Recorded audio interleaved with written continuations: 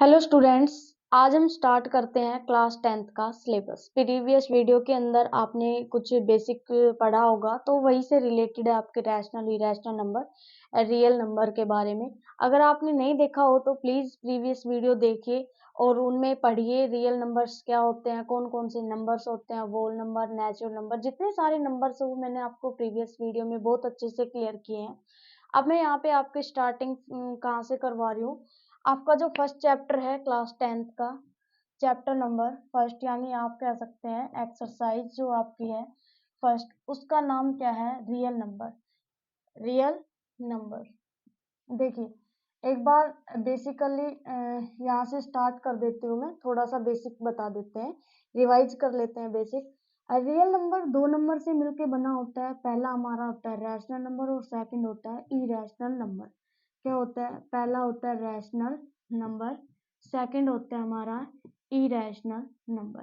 Rational number क्या होता है? जिन्हें हम पी अपॉन क्यू की टर्म में लिख सकते हैं, जहाँ पे P एंड Q हमारे क्या है? Are integer, and P and Q are integer, और Q क्या नहीं होना चाहिए? डिनोमिनेटर, यानी जीरो नहीं होना चाहिए। इरेशनल नंबर क्या होते हैं? जिन्हें हम P अपॉन Q की टर्म में नहीं लिख सकते। यहाँ आपके क्वेश्चंस क्या आते हैं, बोर्ड एग्जाम में पूछ लिए जाते हैं, कुछ डिजिट दे दी जाती है और पूछा जाता है कि आप ये फाइंड आउट कीजिए ये रैशनल नंबर है या इरेशनल नंबर है। ये आपके इस तरीके से बोर्ड एग्जाम में क्वेश्चन पुट अप किए जाते हैं। अब देखिए, रैशनल नंबर क्या होते हैं? जिन्हें आप पी अपॉन क्यू की टर्म में लिख सकते हैं। जैसे आपके फ्रैक्शन होते हैं, जैसे रूट 4 है, प्रॉपर रूट है 2, तो 2 आपका रैशनल नंबर हो गया, क्योंकि 2 के नीचे कुछ नहीं है, क्या मान ले? 1। हम लिख सकते हैं उसको रैशनल नंबर की टर्म में। अब क्या है, इसके एग्जाम्पल लिख देती हूँ। जैसे फॉर एग्जाम्पल 1/2 मेरा रैशनल नंबर है, 3/4 मेरा रैशनल नंबर है, 7/2 मेरा रैशनल नंबर है। तो ये सारे क्या है? Rational number.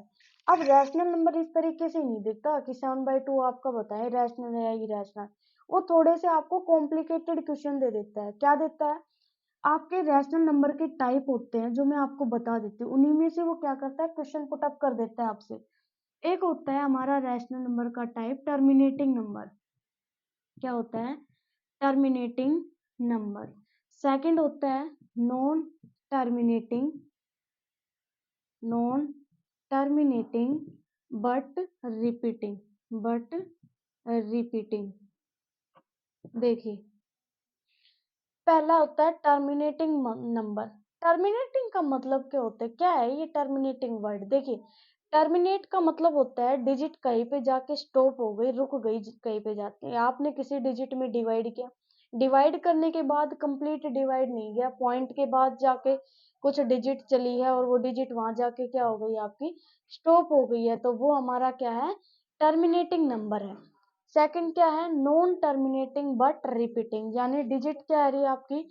पॉइंट के बाद डिजिट आपकी स्टॉप नहीं हो रही है, टर्मिनेट नहीं हो रही है, रुक नहीं रही है, पॉइंट के लगातार जाती ही जा रही है, बट क्या है? उनके डिजिट पॉइंट्स के जस्ट बाद जो डिजिट है वो हर बार रिपीट हो रही है, वही डिजिट बार बार आ रही है। देखिए, फॉर एग्जाम्पल मैंने लिख दिया 0.4375, टर्मिनेटिंग नंबर है, पॉइंट के बाद डिजिट कहीं जाके स्टॉप हो गई, रुक गई, टर्मिनेट हो गई, तो वो नंबर मेरा क्या होगा? रैशनल नंबर होगा। नॉन टर्मिनेटिंग, मान लीजिए डिजिट नहीं रुक रही है, कंटिन्यू जाती जा रही है, 44, क्या हो गया? डैश डैश लगा के छोड़ दिया, इसका मतलब डिजिट क्या है? मेरी नॉन टर्मिनेटिंग है, स्टॉप नहीं हो रही है, बट रिपीटिंग, यानी डिजिट क्या हो रही है? रिपीट, वही डिजिट बार बार आ रही है, तो वो मेरा नंबर क्या हो गया? रेशनल नंबर होगा, ध्यान रखना। या फिर आपको दे दे जैसे 434, बार लगा दे, बार का मतलब क्या होता है? वही डिजिट बार बार आपकी रिपीट हो रही है, जिस वजह से वो क्या है? रैशनल नंबर है। या फिर आपको एग्जांपल दे दे 0.375375 और डैश डैश लगा के छोड़ दे, तो आप देख ले 375, फिर से 375, फिर से 375, यानी बार बार डिजिट क्या हो रही है? रिपीट हो रही है। दो नंबर्स को ध्यान रखना, इन्हीं में से आपके ऑब्जेक्टिव क्वेश्चन में क्वेश्चन आ जाएगा कि टर्मिनेटिंग नंबर दे देगा, पॉइंट के डिजिट देगा और पूछेगा ये रैशनल नंबर है इरेशनल, तो वो नंबर क्या लिखेंगे आप? रैशनल नंबर होगा। क्यों? क्योंकि पॉइंट के जस्ट बाद डिजिट जाके कहीं स्टॉप हो जाती है, वो मेरा नंबर क्या होता है? रैशनल नंबर होता है। सेकंड क्या है? नॉन टर्मिनेटिंग बट रिपीटिंग, यानी ऐसे डिजिट जो पॉइंट के बाद जाके कहीं स्टॉप नहीं हो रही है, लगातार उसमें डिवाइड जाता ही जा रहा है। बट क्या है, कंडीशन क्या आ रही है कि एक ही डिजिट मेरी बार बार रिपीट हो रही है, तो वो मेरी क्या होगी, रैशनल नंबर होगी। अब आता है इरेशनल नंबर। क्या होता है इरेशनल नंबर? वो नंबर होते हैं जो पी अपॉन क्यू की टर्म में नहीं लिखे जा सकते। फॉर एग्जाम्पल, जितने भी आपके इम्प्रॉपर यानी रूट, जो रूट की प्रॉपर डिजिट नहीं होती, वो सारे क्या होते हैं, इरेशनल नंबर। जैसे रूट 2 है, कोई रूट नहीं होता है इसका, इरेशनल है। रूट 3 है, इरेशनल है। रूट 5 है, इरेशनल है। रूट 7 है, इरेशनल। रूट 23, रूट 20, रूट 24, ये इरेशनल है। ठीक है, क्योंकि प्रॉपर रूट नहीं होता है। बट ध्यान रखिएगा, जो प्रॉपर रूट होते हैं ना, लाइक रूट 4, ये रैशनल है। कैसे? क्योंकि रूट 4 को आप लिख सकते हैं 2, तो ये रैशनल नंबर में इंक्लूड होते हैं। जिनका प्रॉपर रूट होता है ना, वो सारे रैशनल नंबर में इंक्लूड होते हैं। अब इरेशनल नंबर के टाइप क्या होता है, तो एक टाइप ध्यान रखना, एक तो आपको ध्यान रखना है जिनका प्रॉपर रूट रूट नहीं होता, वो हमारे क्या होते हैं, इरेशनल नंबर। सेकंड ध्यान रखना है, non terminating, non terminating but not repeating। ऐसी डिजिट नॉन टर्मिनेटिंग यानी पॉइंट के बाद स्टॉप नहीं हो रही है, पॉइंट के बाद लगातार डिजिट आ रही है। पर ऐसा भी नहीं है कि हर एक डिजिट बार बार आ रही है, रिपीट हो रही है, कोई भी डिजिट रिपीट नहीं हो रही। जैसे 0.43343756 और डॉट डॉट लगा के छोड़ दिया। देखिए 0.43 आया, फिर 34 आ गया, फिर 35 आ गया, फिर 76 आ गया, यानी एक भी डिजिट ऐसी नहीं है जो फिर से रिपीट हो रही है। 43 डिजिट है, 34 आ गया, अपोजिट लिख दिया, 35 आ गया, 7 आ गया। आप यहाँ ये नहीं कह सकते कि मैम 333 आ रहा है, नहीं। डिजिट इस तरीके से देखने हैं, जैसे यहाँ पे 4 आ रहा है तो 4 ही आए, 3 आ रहा है तो 3 ही आए, या फिर 4 3 आ रहा है तो 4 3 ही आए, 4 3 3 आ रहा है तो 4 3 3 ही आए। तो इस तरीके से डिजिट आनी चाहिए, बट यहाँ पे ऐसा नहीं है कि डिजिट रिपीट हो रही है। तो सेकंड पार्ट हमारा क्या हो जाएगा इसमें, नॉन टर्मिनेटिंग, यानी पॉइंट के बाद कहीं जाके डिजिट स्टॉप नहीं हो रही है, टर्मिनेट नहीं हो रही है, बट डिजिट ऐसा भी नहीं है कि रिपीट हो रही है, हर एक डिजिट अलग अलग आ रही है। इसलिए जो ऑप्शन होता है ना, non terminating but not repeating, वो हमारा क्या होता है, इरेशनल नंबर होता है। नेक्स्ट कुछ इसके अंदर पूछे गए हैं कि वोल नंबर क्या होते हैं, नेचुरल नंबर क्या होता है। तो देखिए वोल नंबर, हिंट ध्यान रखिए, 0 से स्टार्ट होते हैं और कहाँ तक जाते हैं, इन्फिनिटी तक जाते हैं। नेचुरल नंबर, ये सारे मैंने आपको प्रीवियस वीडियो में बहुत अच्छे से एक्सप्लेन किए हैं। प्लीज अगर आपने प्रीवियस वीडियो नहीं देखी है तो एक बार उनको जरूर देखें, वहां से आपको बहुत सारा बेनिफिट मिलेगा। नेचुरल नंबर कहाँ से स्टार्ट होते हैं, 1 2 3 एंड कहाँ तक जाते हैं, इन्फिनिटी तक। उसके बाद आता है प्राइम नंबर। क्या होते हैं, जो 1 से और खुद से डिविजिबल होते हैं, 1 एंड इटसेल्फ, खुद से और 1 से डिविजिबल होते हैं। उसके बाद आता है कंपोजिट नंबर। क्या होते हैं, कंपोजिट नंबर, जो 1 से, खुद से और किसी अदर डिजिट से, एंड अदर डिजिट, यानी खुद से, 1 से और किसी अदर डिजिट से डिवाइड हो जाए। जैसे 4, 4 के अंदर 1 का भी डिवाइड चला गया, 2 का भी डिवाइड जा रहा है, 4 का भी डिवाइड जा रहा है। तो ऐसे डिजिट जिसमें 2 या 2 से ज्यादा फैक्टर होते हैं, वो क्या होते हैं, कंपोजिट नंबर। एक एक्सेप्शन है, अपवाद है कि ध्यान रखना, 1 आपका पूछा जाए कि प्राइम है या कंपोजिट है, तो हमेशा ध्यान रखना 1 ना ही प्राइम है आपका, ना ही कंपोजिट है। 1 सिर्फ एक क्या है, ओड नंबर है। उसके बाद आप छोटे नंबर जानते हैं, इवन नंबर क्या होते हैं, 2 की टेबल से, यानी डिविजिबल बाई 2। किससे डिविजिबल हो, 2 से डिविजिबल होते हैं, वो होते हैं 2, डिविजिबल बाई 2। और इवन नंबर, और नंबर कौन से होते हैं, जो 2 से डिविजिबल नहीं होते, वो सारे क्या होते हैं, ओड नंबर होते हैं। ये कुछ बेसिक है जो मैंने आपको प्रीवियस वीडियो में भी बता दिया है, एक बार मैंने यहाँ पे भी एक्सप्लेन कर लिया है। अब देखिए नेक्स्ट मैं आपको बताती हूँ कि जो मोस्ट इंपोर्टेंट क्वेश्चन आते हैं वो कहाँ से आते हैं आपके 10th क्लास में, बोर्ड में। बोर्ड कहाँ से क्वेश्चन उठाता है, बोर्ड उठाता है इन वाले पार्ट में। वो क्या करता है, या तो आपको डिजिट देता है, डिजिट दे देता है, 3 या 4 ऑप्शन में डिजिट देगा और पूछ लेगा इनमें बताएं ये रैशनल नंबर है या इरेशनल नंबर। लगभग क्वेश्चन यहाँ से जरूर पूछा जाता है बोर्ड लेवल के अंदर आपका। सेकंड क्वेश्चन कहाँ से बनता है आपका? सेकंड क्वेश्चन बनता है आपका यूक्लिड थ्योरम, जो अभी हम पढ़ेंगे। यूक्लिड थ्योरम क्या होती है, उससे एचसीएफ कैसे फाइंड आउट किए जाते हैं, वहां से भी आपका हमेशा एक क्वेश्चन पूछा जाता है। या तो आपके 1 नंबर में पूछ लेता है या फिर 2 नंबर में। ज्यादातर क्वेश्चन वो 2 नंबर में ही पूछता है आपके। देखिए, नाम आया यूक्लिड थ्योरम, क्या होती है?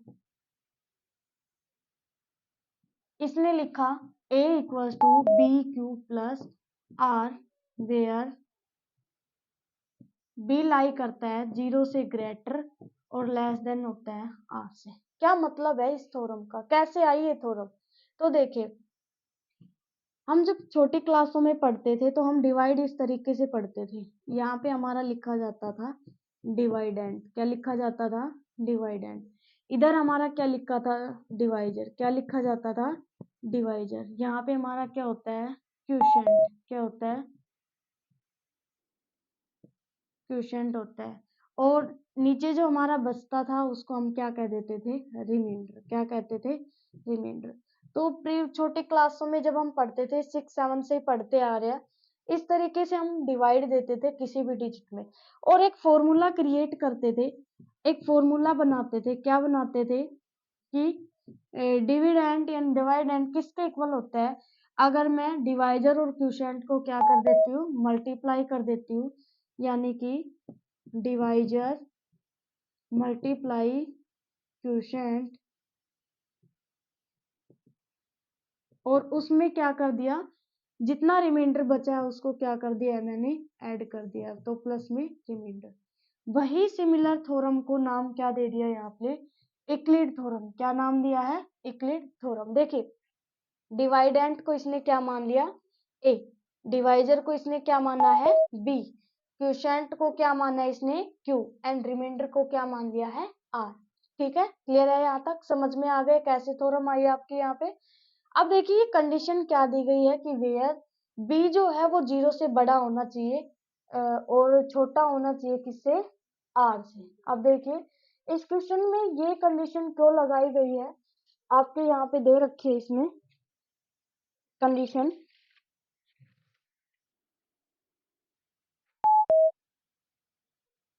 यहाँ पे यूक्लिड डिवीजन थ्योरम, रिमाइंडर आ गया। सॉरी, मैंने उल्टा लिख दिया यहाँ पे। यहाँ आएगा आर, रिमाइंडर यहाँ आएगा बी। अब देखिए,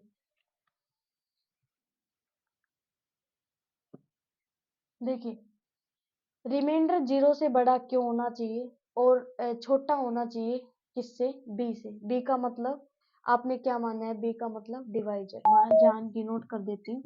ए डिविडेंट माना है, बी डिवाइजर को हमने बी माना है, क्वोशिएंट को क्यू माना है और रिमाइंडर को क्या माना है? आर। देखिए, क्यों कहा इसने कि रिमाइंडर जो है वो 0 से बड़ा होना चाहिए और डिवाइजर से छोटा होना चाहिए? क्यों? एक एग्जांपल लेके समझते हैं। देखिए, मैंने 5 में क्या किया? 2 का डिवाइड किया। छोटा सा एग्जांपल लेके चलते हैं। मैंने 5 में किसका डिवाइड करना है? मुझे 2 का डिवाइड करना है। देखिए, 2 2 जा क्या आ गया? 4। क्या आ गया? 4। रिमाइंडर कितना बच गया? 1। अब देखिए, अगर रिमाइंडर या तो 0 आ जाएगा, कंप्लीट डिवाइड चला जाएगा, ये कह रहा है ना, या तो इक्वल आ जाएगा यानी 0 आ जाएगा। इक्वल का मतलब आर की वैल्यू 0 आ गई, या 0 से बड़ा आएगा, छोटा थोड़ी ना आएगा। कभी ऐसा हुआ है कि आप इसमें से ये सब्ट्रैक्ट करते हो और नेगेटिव डिजिट आ रही हो? कभी नहीं हुआ ऐसा। तो यहाँ पे कंडीशन क्या हुई? या तो 0 ही आ जाएगा या 0 से बड़ी डिजिट आएगी, छोटी नहीं आएगी। नेगेटिव कभी नहीं आता है। क्लियर है यहाँ से? नेक्स्ट देखिए, या तो बी आ जाएगा इसके इक्वल, इसका मतलब बी आपने माना था ये वाला और रिमाइंडर आपने ये माना। देखिए, अगर बी बड़ा हुआ और ये छोटा हुआ, ये क्या है? छोटा, तब तो रिमाइंडर बच जाता है। लेकिन मान लीजिए रिमाइंडर बड़ा है, यहाँ पे 1 की जगह आ गया 3। मान लीजिए, सपोज कीजिए आपने 5 में से 4 सब्ट्रैक्ट किए तो आपके मान लीजिए 3 आए और यहाँ पे 2 है। अगर रिमाइंडर बड़ा होता बी से तो क्या डिवाइड नहीं चला जाता? फिर से 2 1 जा 2, ये तो फिर से डिवाइड चला जाता, 2 1 जा 2, और 1 क्या बच जाता? हमारा रिमाइंडर बच जाता।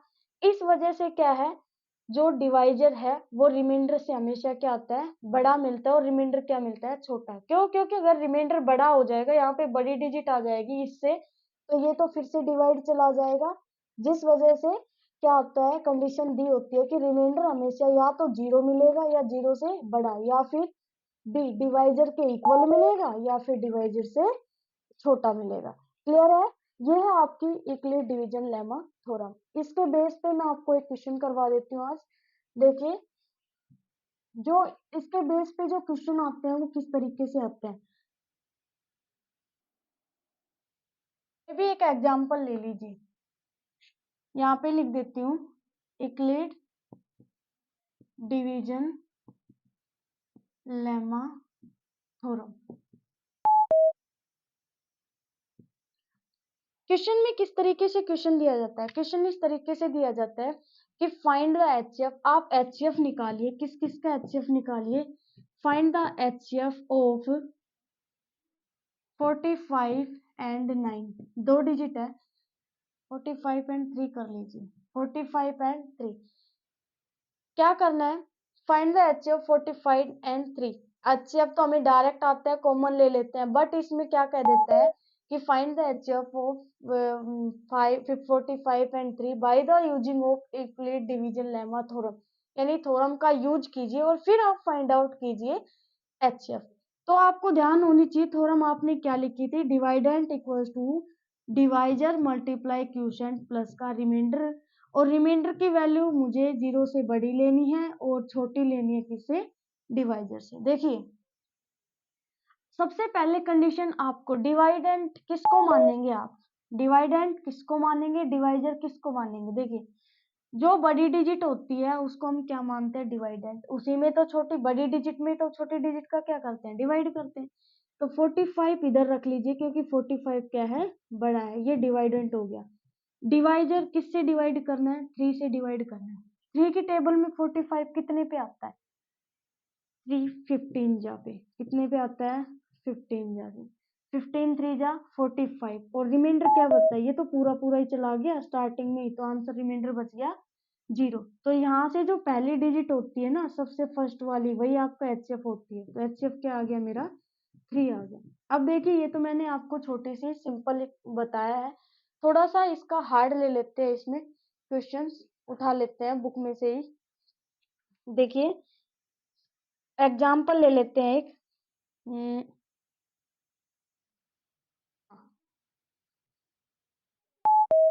एक एग्जाम्पल इसने दिया गया है, यहाँ पे मैं इरेज कर देती हूँ, फिर से लिखना पड़ेगा, कोई नहीं। देखिए, डिजिट है आपकी 445 और 42 डिजिट है। कहते हैं आपको इसका एचसीएफ फाइंड आउट करना है। कैसे करेंगे, ए क्या मानना आपने, डिवाइडेंट क्या मानना है, मैंने क्या कहा था, क्या मानना है आपको, जो बड़ी डिजिट हो दोनों में। तो ए की वैल्यू आ गई 455, और डिवाइजर क्या मानेंगे, यानी बी की वैल्यू क्या मानेंगे, जो बच गई वो 42। थ्योरम क्या थी, A equals to B Q plus R, ये हमारी थ्योरम थी। आर की वैल्यू यानी क्वोशिएंट की वैल्यू या तो जीरो होनी चाहिए या जीरो से बड़ी, और या फिर इक्वल होनी चाहिए बी की या बी से छोटी। ए की वैल्यू क्या है, 455 इक्वल्स टू, बी की वैल्यू क्या है, 42। अब देखिए, 42 की टेबल काउंटिंग मल्टीप्लाई करते चलेंगे, 42 वन जा 42, 42 टू जा आप करेंगे 84। तो इस तरीके से आप मल्टीप्लाई करते जाएंगे। तो देखिए, 42 को जब आप 10 से मल्टीप्लाई करोगे तो आएगा 420, और 42 को जब आप 11 से मल्टीप्लाई करेंगे, तो मल्टीप्लाई करके देख लेते हैं एक बार, तो कितना आ जाएगा, 462, ये 462। देखिए, जब आपने 10 जा से मल्टीप्लाई किया था तो आया था 420, जब आप 11 जा से मल्टीप्लाई कर रहे हो तो 462। ये तो डिजिट क्या आ गई, ज्यादा चली गई, तो कितने पे आएगा, 10 जा पे। हम इसको 10 से मल्टीप्लाई करेंगे। अच्छा, 42 को जब आपने 10 से मल्टीप्लाई किया तो 420 आया, तो कितने बच गए, 420। अगर आप सब्ट्रैक्ट करेंगे 455 में से, तो रिमाइंडर कितना बचा आपका, रिमाइंडर क्या बचेगा, 53, यानी 35। क्या बचेगा आपका, 35। सेकंड स्टेप में क्या करना है आपको, जो फर्स्ट वाली डिजिट है वो उठानी है और रिमाइंडर उठाना है, बाकी कुछ नहीं करना है इसमें।